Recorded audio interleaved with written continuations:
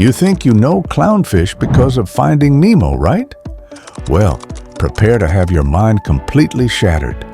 These adorable orange fish have a dark secret that would make horror movies jealous. I'm talking about gender swapping, deadly partnerships, and survival tactics so brutal they'd make a shark think twice before attacking. In the next 10 minutes, I'm going to reveal 10 shocking facts about clownfish that will make you see these cute fish in a completely different way. And trust me, fact number 1 is so disturbing, it explains why Disney had to completely change the real story for kids. Here's something that'll blow your mind. Clownfish are actually some of the worst swimmers in the ocean.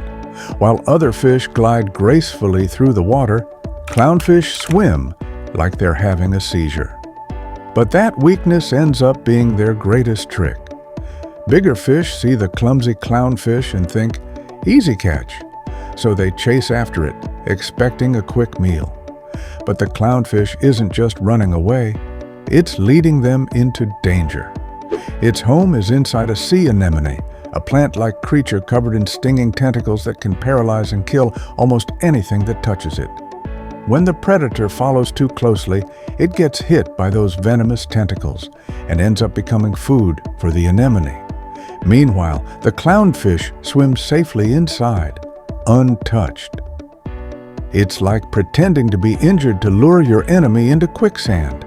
These cute little fish are actually master manipulators using psychological warfare to survive. But if you think bad swimming is shocking, wait until you discover the horrifying truth about their toxic relationship. Every clownfish you see living inside a sea anemone is technically sitting in a death trap. Those soft, flowing tentacles aren't harmless. They're covered in tiny stingers strong enough to paralyze and kill most fish the second they touch them. But clownfish are immune to this sting. Here's the crazy part. Clownfish aren't born immune to those stings. They have to train their bodies to survive them. When a young clownfish first approaches a sea anemone, it doesn't just swim in. The anemone is covered in long, arm-like parts called tentacles, and each one is packed with tiny stingers that inject poison strong enough to paralyze most fish instantly. To survive, the clownfish has to test the danger by lightly tapping the tentacles and then swimming away fast. Every small touch gives it a little dose of venom that should be deadly, but instead, its body responds by slowly building a slimy shield that protects it from future stings. The more it repeats this process, tap, sting, retreat, the stronger that slimy shield gets. This process is actually called acclimation, but really, it's like the fish is slowly vaccinating itself with poison. This can go on for hours, with the clownfish getting stung over and over until its body is fully immune to the poison. One wrong move from the clownfish, and the anemone will eat it alive. But if the fish survives the ritual, it earns the right to live safely inside the anemone's deadly tentacles, which serves like its only protection from predators. So yes, clownfish literally poison themselves just to make a home. And believe it or not, this toxic partnership gets even darker once you find out what the clownfish gives back to the anemone. You think clownfish just live peacefully in those anemones we talk about? Think again. Do you guys still remember how I mentioned clownfish using its slow pace to lure predators to a trap? Let me give you guys more insight on how that works. These little orange fish are actually cold-blooded assassins working for their poisonous landlords. The clownfish acts as bait, using its terrible swimming to lure bigger fish toward the anemone. But that's just the beginning of their killing strategy. Once the predator fish gets close, the clownfish suddenly bursts out from the safety of the anemone. Instead of hiding, it charges straight at the bigger fish and starts biting at its fins and moving around it. The clownfish knows it can't kill something that size, but that's not the plan. Its goal is to harass and confuse the predator until it panics. The bigger fish, now stressed and disoriented, will try to escape in a hurry, and in its scramble to escape, it will make a fatal mistake of swimming straight into the anemone's stinging tentacles. The anemone will now then paralyze and slowly digest the fish while it's still alive. But here's the most shocking part. The clownfish gets paid for this assassination. After the anemone finish eating, he now gives the leftover scraps to the clownfish. It's like being a hitman who gets paid in leftovers from your victim. Scientists have documented this behavior repeatedly. Clownfish actively hunting and trapping prey for their anemone partners. But the scariest part isn't how they hunt, it's what they do to each other. Here's a fact that's going to mess with your head. Every single clownfish starts life as a male. Every single one. There are no female clownfish babies anywhere in the ocean. In every group, there's one dominant female, one dominant breeding male, and the rest are smaller, non-breeding males. But here's where it gets absolutely insane. When the dominant female in a group dies, something horrifying happens. The biggest, strongest male takes over, but he doesn't just take over as a male, his entire body undergoes a transformation, which turns the male into a female clownfish. This process could take a couple of days or even weeks. If you're wondering why they bother with this transformation and why the leader can't just stay male, or maybe you're asking why there aren't any females in the group at all, here's the answer. Clownfish are born into an all-male society. That's how their biology works. There's no need for baby females because any male can transform into a female later if the group needs one. And the reason they have to switch to female before taking charge is simple. The system is built to guarantee the group always has a breeding female. Without that, the whole colony would collapse. And this transformation is permanent and irreversible. Your organs begin reshaping, your behavior changes, and within weeks, you've completely transformed into a female. There's no going back. This process is sequential hermaphroditism, but let's call it what it really is, a biological horror story. Imagine if humans worked this way. Imagine if, when your mom died, your dad's body started changing into a woman, whether he wanted it or not. It's like nature programmed them with a gender-swapping time bomb that goes off when the female dies. This means that in Finding Nemo, when Nemo's mom died, his dad Marlin should have turned into a female. You don't expect Disney to show that part to kids. But this gender bending gets even more twisted when you learn about their family hierarchy. Forget everything you think you know about clownfish families. These aren't cute, loving communities. They're ruthless dictatorships where the biggest fish rules through fear and violence. Here's how their twisted society works. The largest fish is always female and acts as the supreme dictator. The second largest is male and serves as her breeding partner. Everyone else? They're basically slaves living in constant terror. The female doesn't just lead, she actively bullies and attacks the smaller fish to keep them weak and submissive. She'll ram into them, chase them away from food, and physically assault them to make sure they never grow big enough to challenge her power. When clownfish are constantly stressed and scared, their bodies produce hormones that stop them from growing. It's like a prison warden keeping inmates malnourished so they can't fight back. The smaller fish live in a state of constant anxiety, never knowing when they'll be attacked next. They have to wait for scraps of food, hide in the worst parts of the anemone, and endure daily beatings from their dictator. And here's the truly disturbing part. If any of the smaller fish tries to grow or challenge the hierarchy, the female will either beat them into submission or force them out of the anemone entirely. As you already know, without a clownfish anemone, it's as good as dead, because the anemone is the only thing that keeps it safe from danger. It's like living in an abusive household where the biggest person controls everything through violence and intimidation. But this brutal hierarchy serves a darker purpose that'll shock you even more. You think human overprotective parents are bad? Clownfish fathers make them look relaxed. These male fish become so obsessed with protecting their eggs that they literally go insane with paranoia. Here's what happens. After the female lays her eggs, the male takes over completely. And I mean completely. He doesn't eat, he doesn't sleep, and he doesn't leave the eggs alone for even a second. For 6 to 10 days straight, he guards those eggs like his life depends on it. But here's where it gets absolutely crazy. The male starts attacking everything that comes near, including fish that pose no threat whatsoever.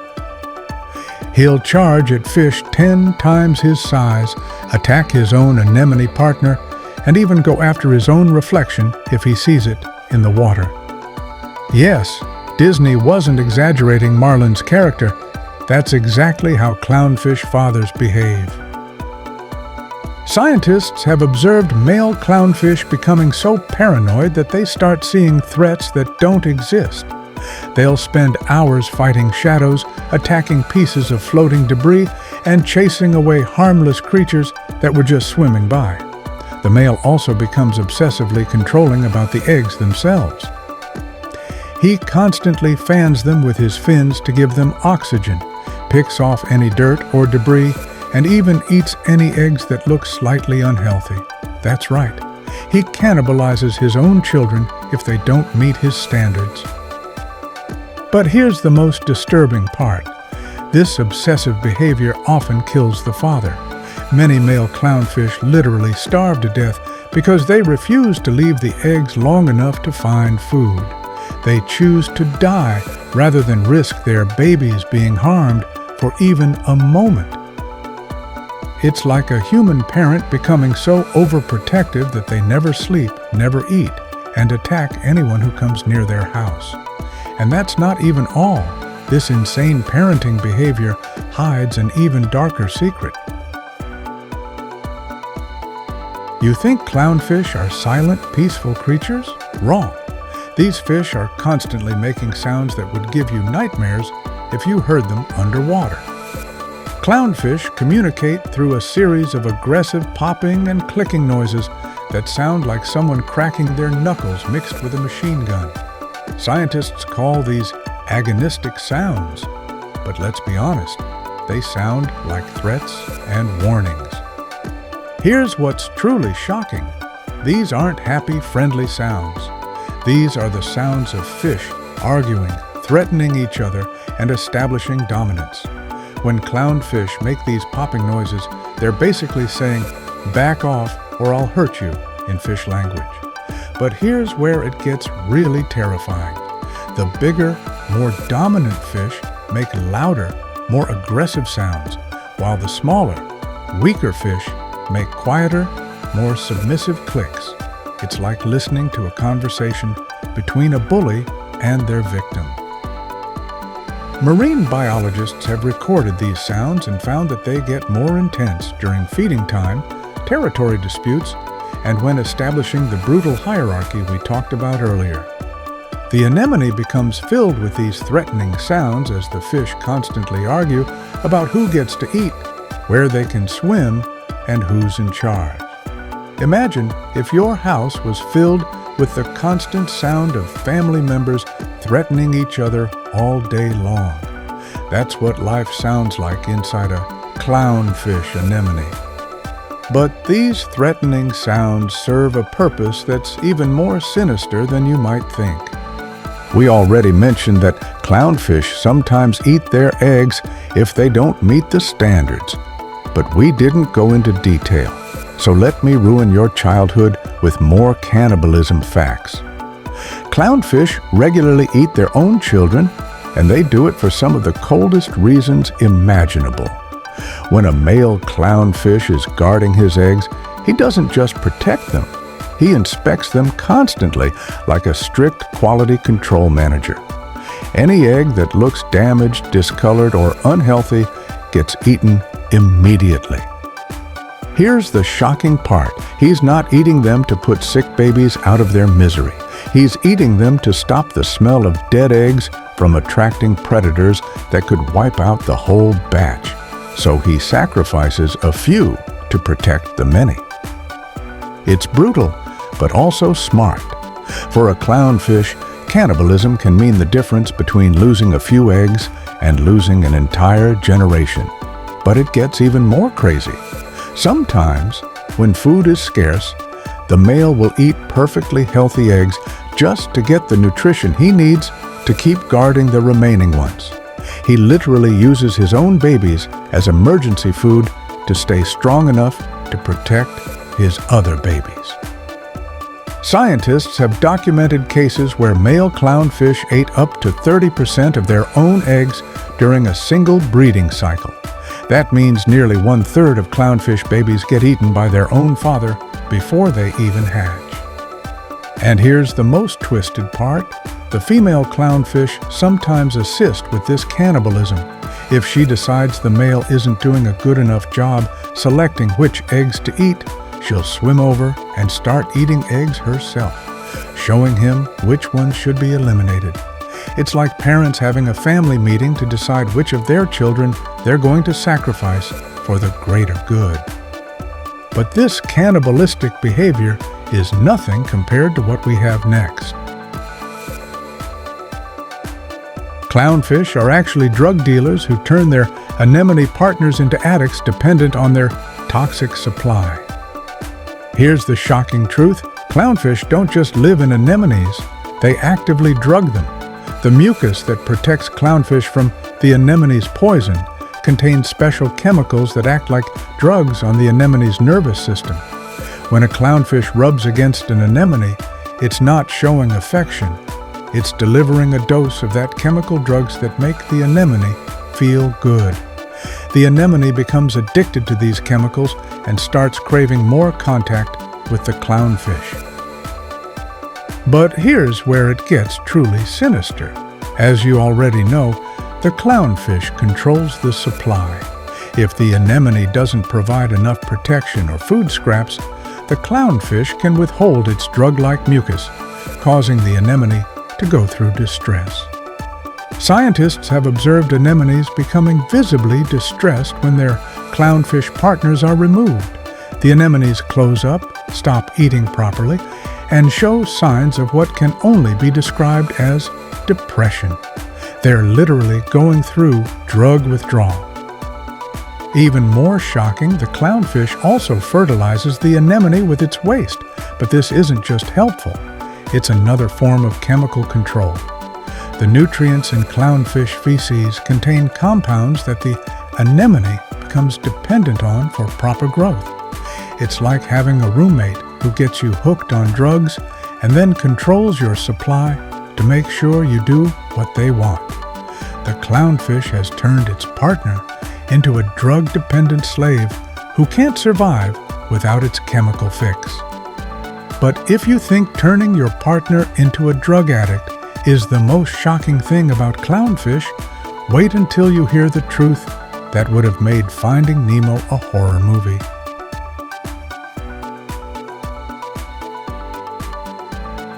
Here's the fact that's going to completely destroy Finding Nemo for you forever.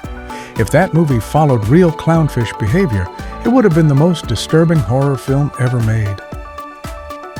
When Nemo's mother and all his siblings died, here's what should have happened, according to actual clownfish biology. Marlin would have immediately eaten all the dead eggs, including Nemo if he showed any signs of damage from the barracuda attack. But that's not all. Since the dominant female died, Marlin's body would have started transforming into a female within days. His organs would reshape, his behavior would change, and he would become Nemo's new mother. Then, when Nemo reached sexual maturity, he would become Marlin's breeding partner. That's right. In real clownfish families, when the mother dies, the father becomes the new mother and eventually mates with his own son. But wait, it gets even more disturbing. If Nemo had been born with any siblings who survived, Marlin would have spent years beating them, starving them, and keeping them small and weak through constant abuse and intimidation. And here's the final horrifying detail. When Marlin eventually laid eggs with Nemo, he would have eaten any babies that didn't meet his standards, forcing Nemo to watch his father-turned-mother cannibalize their children. Disney took one look at real clownfish behavior and said, absolutely not to all of it. They had to completely rewrite how these fish actually live because the truth was too disturbing for a children's movie. The real Finding Nemo would have been about a father who transforms into his son's mother, becomes the son mating partner, beats up his other children, and eats his grandkids for breakfast. So, you see why they had to go with the cute, family-friendly version instead. So there you have it, the shocking truth about clownfish that Disney definitely didn't want you to know. These aren't the cute, innocent fish from your childhood movies. They're gender-swapping, cannibalistic, drug-dealing dictators who live in one of the ocean's most twisted societies. The next time you see a clownfish in an aquarium or watch Finding Nemo, you'll know the dark reality hiding behind that adorable orange and white exterior. Nature has a way of making the most beautiful creatures carry the most disturbing secrets. It makes you wonder, what other cute animals are hiding shocking truths that would completely change how we see them? Thank you for watching Tough Life Chronicles. Please subscribe to my channel and maybe leave a like too. Take care, and I will see you in the next one.